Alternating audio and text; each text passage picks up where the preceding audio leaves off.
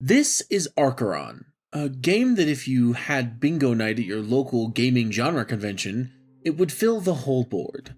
It's a PvP Battle Royale MOBA Tetris-like battle for supremacy. Before you play, let me explain some key things that you should know about.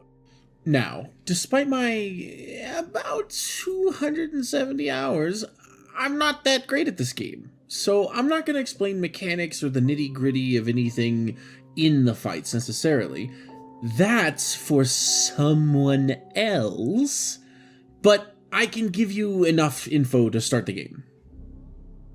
Arkheron starts with you, an echo, a memory of someone who has died, getting caught up in a cycle that we'll call the Tower, for a lack of a more complete term. You remember nothing and must climb to the top of the aforementioned tower to make progress towards remembering more and more about the tower, your enemies, yourself. Who am I? In-game, this manifests as 4 unique floors that you travel around, grab loot, beat up ghouls, and sometimes other gamers. Not long after you start, a beacon will spawn with a timer attached to it. These beacon timers show how long until the abyss consumes everything except those beacons of hope, which will let you ascend to the next floor. But only one team may ascend with each beacon, so you must find your way to a beacon. If it's contested, best them, then ascend to the next floor. Now there's basically 3 phases of the game: looting, fighting, and recovering from a lost fight, which is sort of unique experience. When looting, you want to look for items known as eternal items. They will have a name and a color attached to them. Some colors look similar to other colors, so make sure you're looking closely. Getting 2 eternal items of the same name and color gets you a set bonus. Getting 4 allows you to embody that eternal, getting access to an additional ability based on the eternal you become. Now, going into builds would take a huge amount of time, but I'll flash some basic suggestions on the screen that you can play around with that I find fun. Maybe some burst builds, some long-range damage, some pierce, which we'll get into later. Just some builds. Psst! You should use the training room. It's really good to play around with, and there's a way to do a mock fight against your friends and pretend to loot and everything. It's a great tool.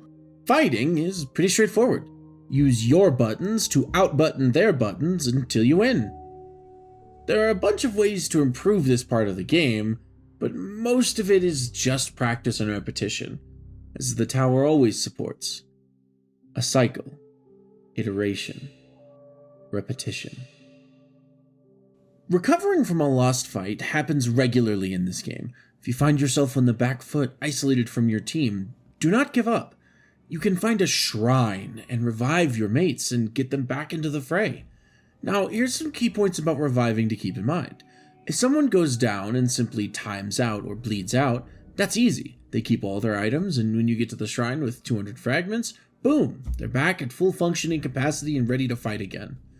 Now, if they fall and get executed, meaning an enemy channeled over their corpse uninterrupted for a certain amount of time, that means their items and all other things they're holding will drop on the ground to become plunder and loot for the nearest echo.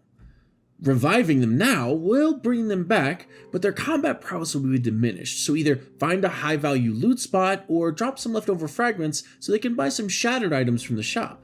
They're pretty cheap, and getting a teammate to a usable state for the small price of about 300 to 400 fragments is a net gain for your team. Now, one of the biggest mechanics that you need to be on the lookout for is piercing damage. Okay, so your HP is separated into 2 bars basically: Fortitude and Essence. Fortitude is this little blue bar right here. Think of it as shields that protect your anchor from being lost to the abyss. Essence is the source of your existence. If you run out of this, no matter how much fortitude you have, you will be dispersed to re-enter the cycle yet again. These are the items currently that pierce, so look out for enemies carrying them. These items attack your life points directly. Ways to counter this is with healing items that the community calls consumables. There are 3 types of these. The current consumable considered the best is Fort Shards. These fully restore all fortitude, and it's the best defense against getting bursted down by just left-clicking. There are healing wards, which restore an amount of health over time to everyone in their vicinity on your team, but are fragile to enemy attacks and easily destroyed.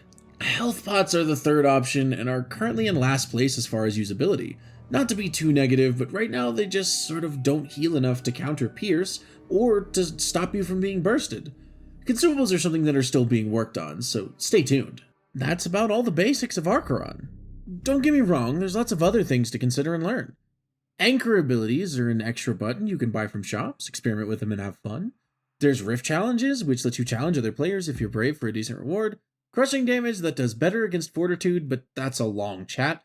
There are big goons in the area that are big red markers on the map and can't be murdered. Good luck learning the game, and if you see me in the tower, feel free to kill me dead. Then you can brag to all your friends and say, I killed a guy with like a bajillion hours, lol, you're wrecked. And that's all well and good, but remember, Echo, the cycle is never ending, and I am always remembering more and more and more from each iteration of it.